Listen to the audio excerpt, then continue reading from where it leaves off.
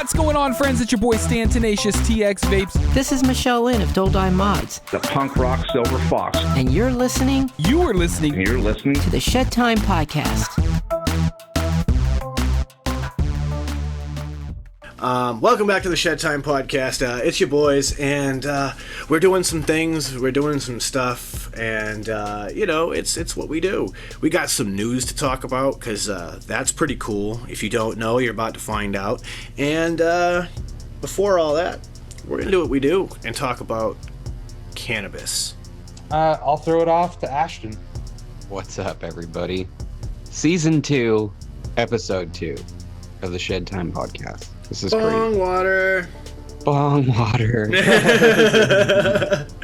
Like, check his out, Bear Mountain Studios. Check him out on Instagram. Mm-hmm. Go look at some of his rigs. Not only like the color combinations that he puts together, but just like the rigs, and like watch one of the videos of it like in like operation of like him actually using it, and watch the water flow. Thought, since we getting high, might as well let Devo get high. But you know what? Now we know not to let Devo get high. Yeah, while we high. D gotta wait. Sorry, D. You gotta wait till after the show now. But and I apologize, Dina. My bad. So I found out that there is a new website called dtdrugtest.com. So just think, do they drug test? It's dtdrugtest.com. And they're a user out there for the people. Yeah, bro. They are a database that is user compiled, so anybody from anywhere can go in there and submit as to where they've worked in their lives and whether or not they drug test. I tried out these nano gummies from Canna, and the first ones I tried, they're just 100 milligram THC, just like kind of your normal sort of situation, but they were kind of like a micro dose, so it was like 5 milligrams, nothing super crazy, you know what I mean, a piece. So just like eat like one or two and see what that does for you. Like I can go to like a dispensary and I can get like half quarter of weed for like $25 Canadian, but if I want to go somewhere and get like CBD stuff, it's way more money. Like to get something that might last somebody a month at like a very, very like modest amount daily, it might cost $80 to $100. I'm not saying that it might not be worth it for some people, but that's a lot to try. You know what I mean? Like, I think people in the public will begin to fully understand what vaping is in all of its forms, and as a technology, not necessarily as just Juul or people blowing these clouds out of these little boxes. Like, they'll understand what it is as a technology as a whole. They're very few, but I think that as time goes on, like that old blue-haired lady is gonna talk to her friends at like her card week every week, and she'd be like, you guys might want to try this out. Like, I understand we're from the same generation that this is scary, but I'm here to tell you that it's not. And if you go to this place, you're gonna get treated really well, and they're really they talk at the level that you're ready to talk at. There are shops that do a color line, if you will, the spectrum, so to speak. Yeah.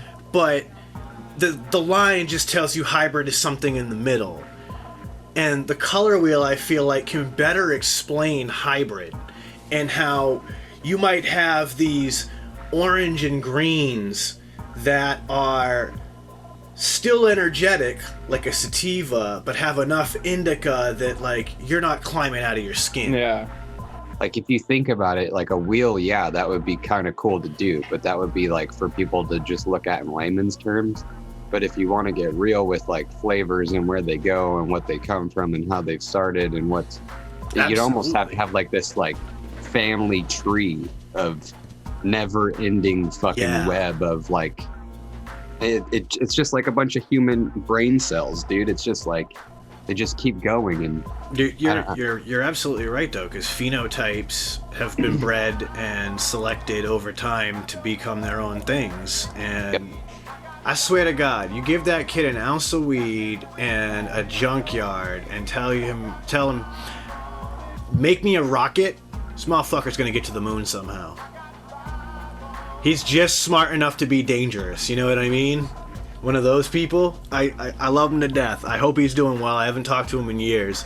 But like, he was one of those people. He's just smart enough to be dangerous. This kid made a functioning go-kart out of a bed frame.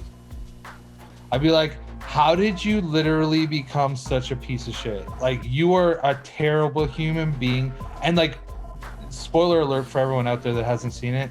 Like, he goes from being like I said, he's like this person that you feel like so terrible for, and you're like fighting for him to like do these things. And it turns into like, for me, it turned into me being like, dude, are you literally like the exact opposite of everything that you ever wanted to be? Because like, to me, you are human filth. Well, ladies and gentlemen, we made it to the end of another one, and yeah, the boys have already said it, so I don't have to, and I'm just gonna end it like we always do. So remember, don't let the bastards get you down. Be cool, don't be a dick. Whatever it is you do, make sure you're making it fun. And Shedtime Podcast, we about to roll on up and roll on up.